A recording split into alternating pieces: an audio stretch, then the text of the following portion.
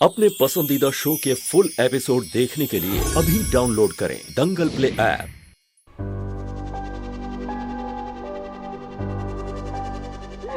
संभालो माँ, संभालो, हिम्मत रख, सब ठीक हो जाएगी। मुझे बहुत डर लग रहा है, उनका बहुत सारा खून बह गया था गोलू भैया, वो ठीक तो हो जाएंगे ना? डॉक्टर इलाज कर रहे थे दिव्या, भरोसा रख।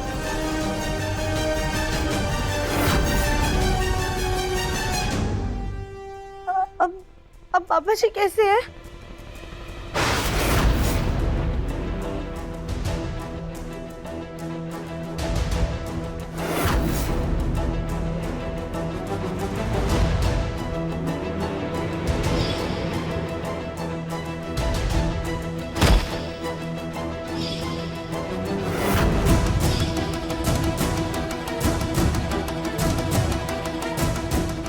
दिव्यम जी, आप बिल्कुल भी मत घबराइए, पापा जी को कुछ नहीं होगा, वो बिल्कुल ठीक हो जाएंगे।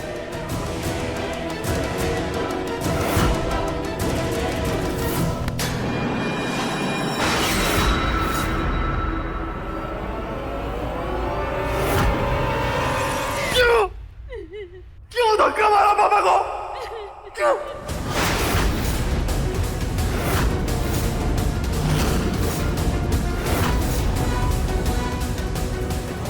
नहीं नहीं दिव्यम जी, हमने पापा जी को धक्का नहीं दिया है। झूठ बोलना बंद करो राधिका, अपनी आंखों से देखा है मैंने, तुमने पापा को धक्का मारा।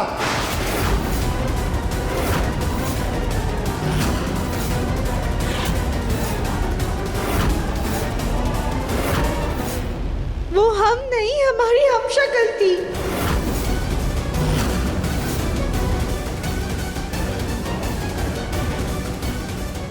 हम शक्ल? तुम्हें लगता है राधिका मैं बेवकूफ हूँ जो तुम्हारी इन बकवास बातों को मानूंगा? बोलो। प्लीज हमारा यकीन कीजिए, हम तो इतने दिनों से घर पे भी नहीं थे, बल्कि वो बेहरूप में हमारी जगह लेकर हमारे घर में रह रही थी।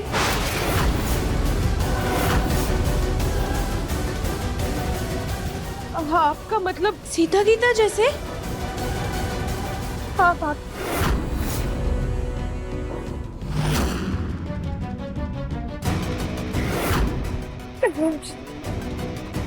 प्लीज हमारा यकीन कीजिए, हमने पापा जी को धक्का नहीं दिया है, हमारी हमशक्ल ने उन्हें धक्का मारा है। मुन्ना के पापा की इस हालत की जिम्मेदार वो नकली राधिका, लेकिन उसने ये सिर्फ इसलिए किया क्योंकि गोलमुखी वापस आ गई थी। नकली राधिका तो चली गई, अब हम इस गोलमुखी को भी घर वापस नहीं आने देंगे। अब आपकी राधिका है, वो बेरूप हमारा रूप लेकर इस घर में रह रही थी। प्लीज हमारा भरोसा कीजिए।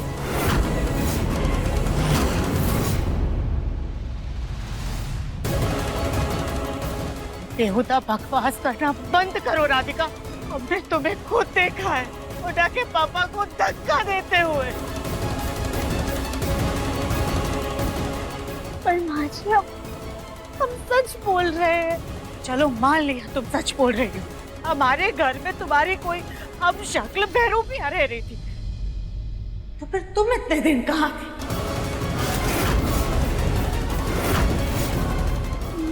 अच्छा, आप तो हमारी बीमारी के बारे में जानती थी ना, जिसकी वजह से हमें घर छोड़ना पड़ा था। अभी सब्सक्राइब करें हमारा चैनल और पाएं दीवानी के सारे शानदार एपिसोड्स। कौन सी बीमारी? कैसी बीमारी माँ? मैम जी, हमें कुछ दिन पहले ऐसा लगा था कि हमें एक जानलेवा बीमारी, जिसकी वजह से हमारे पास बहुत कम दिन है, आप सबको दर्द ना हो, तकलीफ ना हो, इसलिए हम खुद ही घर छोड़कर चले गए।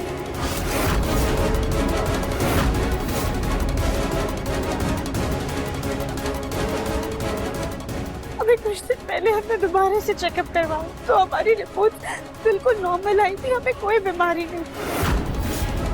ये खुशखबरी देने हम वापस भी लौटे थे,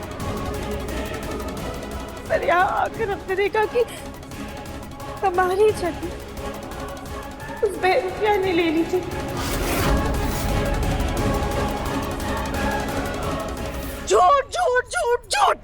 झूठ बोलने की भी हद होती है राधिका।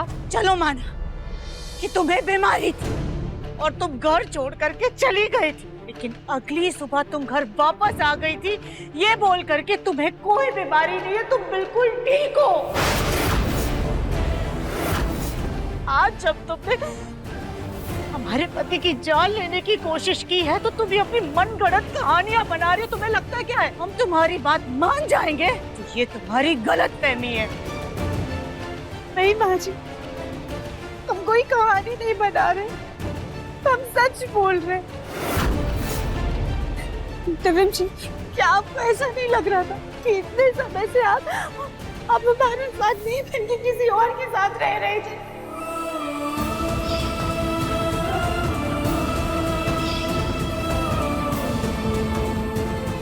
राधिका, अगर तुम्हें बहरूपिया के बारे में पहले से पता चल गया था तो तुमने किसी और को क्यों नहीं बताया? जी, हमसे वही तो सबसे बड़ी गलती होगी। हमने सोचा एक बार हम उसका मकसद पता कर ले, फिर सबको बता देंगे। इसीलिए तो हम राधा रानी बनकर घर में आए थे।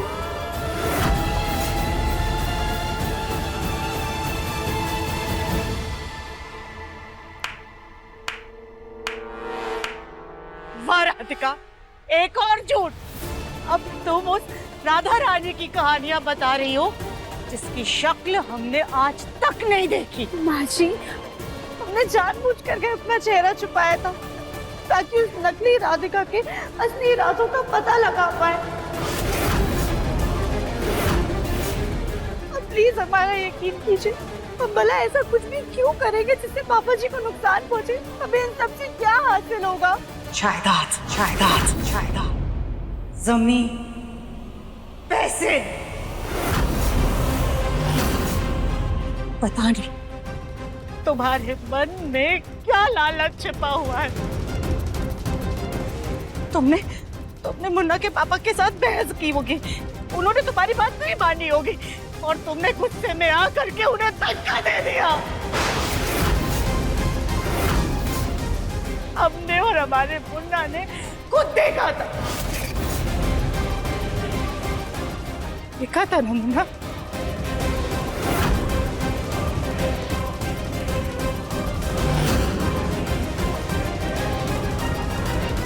इस वक्त बोले आप सबको अब पर यकीन ना हो, लेकिन एक बार पापा जी को होश आ जाएगा तो सब कुछ ठीक हो जाएगा। वो सबको साफ साफ बता देगी। पापा जी ने हमें और नकली राधिका को साथ में देखा था, बल्कि उन्होंने ही हमसे कहा था कि हम नीचे जाकर सबको बुलाकर लेकर आए ताकि उस नकली राधिका का सच सबके सामने आ सके।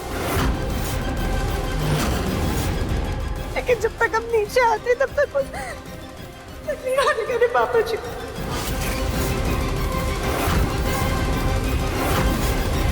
अब देखिए मन अति सुंदर दंगल प्ले पर टीवी से पहले।